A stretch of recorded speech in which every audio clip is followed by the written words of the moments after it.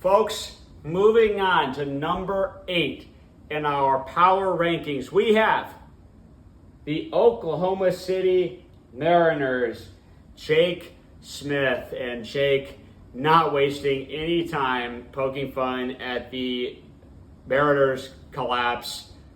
That is a collapse that has been so epic that it is advised that children do not watch it. It could have a disturbing impact on their development.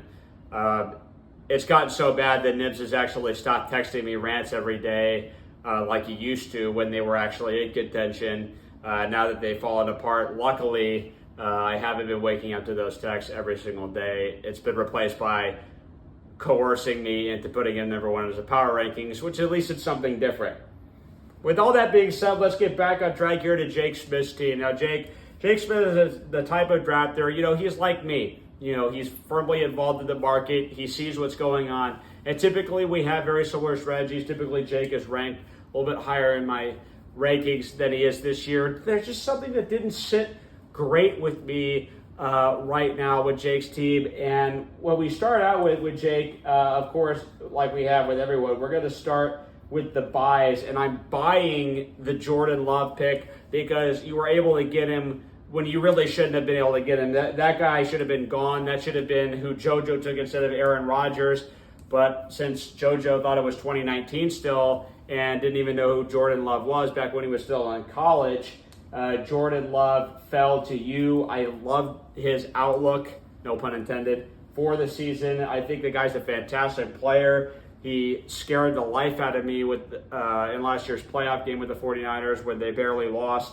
Love is a good player. I think he's going to have a top-tier season this year with plenty of weapons. I like the receiving core. I don't love it. With all the receiving core, you've got, Jamar Chase. This guy has had about as suspicious of an offseason as anyone. I just, I like the player. I never feel super comfortable drafting Jamar Chase for whatever reason. I don't know why. It just hasn't sat well with me. He's not my favorite, just for me personally. Olave I do like, but if Jamar Chase falls off, then that's tough. And then the running backs, Kenneth Walker III, is he really going to be able to be a true RB1 for this team?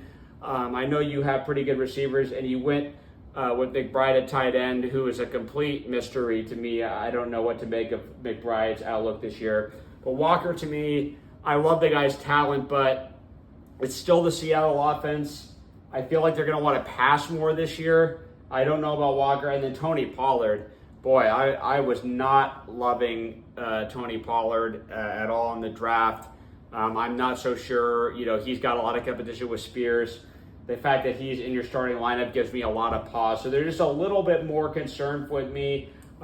Jake, look, maybe it's because of the interest rates right now in your line of work. I know that's probably been affecting you. Maybe that got in your head during the draft. But whatever the case may be, I wasn't loving it.